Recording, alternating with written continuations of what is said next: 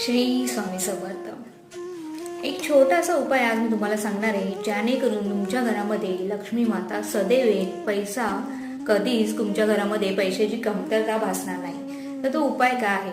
रोज सकाळी उठल्यानंतर आपल्याला काय करायचं आहे? सर्वप्रथम आपला श्वास चेक करायचा आहे, नाकाजवळ हात न्यायचा आहे, कोणत्या श्वास नलिकेतून आपला पहिला श्वास बाहेर येतो ते बघायचं आहे आणि धरती मातेला जमिनीला 3 वेळा स्पर्श करायचंय, नमन करायचंय।